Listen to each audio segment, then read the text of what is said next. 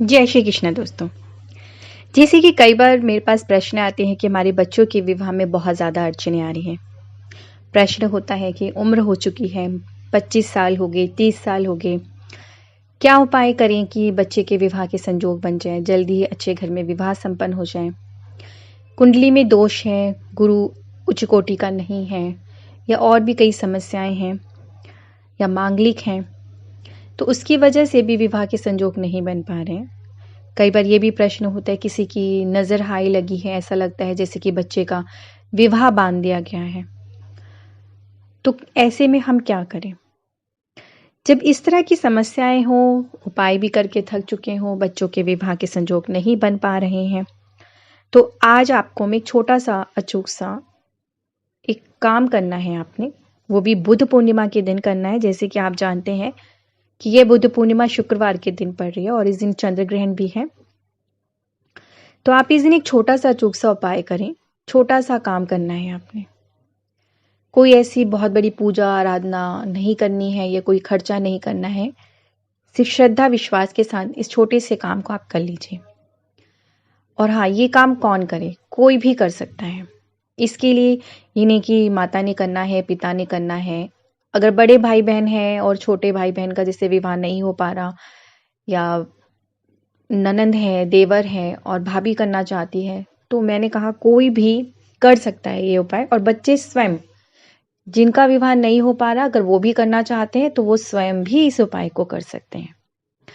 अब आपको इसके लिए क्या चीज चाहिए, मैं एक चीज बता दूं आपको। एक होता है भोजपत्र, एक तरह का ऐसा पेपर कह लीजिए कि जिसपे कुछ चीजें अंकित करी जाएं, लिखी जाती। बहुत ही शुभ माना जाता है इस भोजपत्र को। और ये भोजपत्र आपको बहुत ही सस्ता और किसी भी पूजा की दुकान से बहुत ही आसान तरीके से मिल जाएगा। अगर नहीं मिलता है आपको किसी भी कारणवश, तो आप सिर्फ एक सफेद रंग का कागज भी ले सकते हैं। कोरा कागज होना चाहिए। तो आप सफेद रंग का कोरा कागज ले लें। और आपने करना क्या है, अगर भोजपत्र नहीं मिल रहा तो ले सकते हैं आप सफेद रंग का कोरा कागज। अब जिस बच्चे का विवाह नहीं हो रहा है, उस बच्चे के हाथ में आपने करना क्या, आप सबसे पहले ध्यान से सुन लीजिए। और एक चीज आपको जनेऊ भी लेना है। एक जनेऊ लेना है आपने।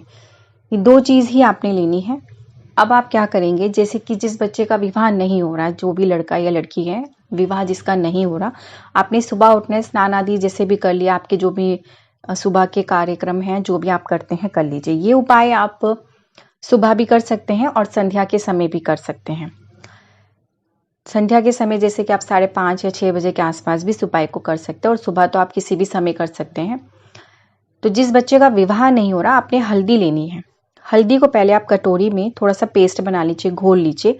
उसके बाद जिसका विवाह नहीं हो रहा, उसके दोनों हाथ पे आपने इस हल्दी को लगा देना है।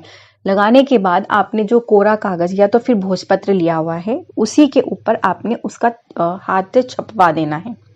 क्या करेंगे, हाथ हथेली पे पहले आपने हल्दी लगानी है। उसके बाद जो कोरा कागज है उसके ऊपर उस हथेलियों को छाप देना है। जिसका विवाह नहीं हो रहा, उसके हाथ पे हथेली लगा के छापने के बाद आप क्या करेंगे, अब सिंदूर चाहिए आपको।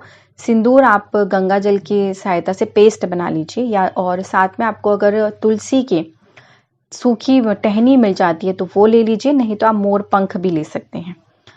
दोनों में से कोई भी चीज़ आप ले सकते हैं। आपके घर में होगा मोर पंख या तुलसी की कोई सूखी टहनी हो तो वो ले लीजिए। आपको उसको कलम की तरह, जैसे कि पेन होता है, उस तरह से इस्तेमाल करना है।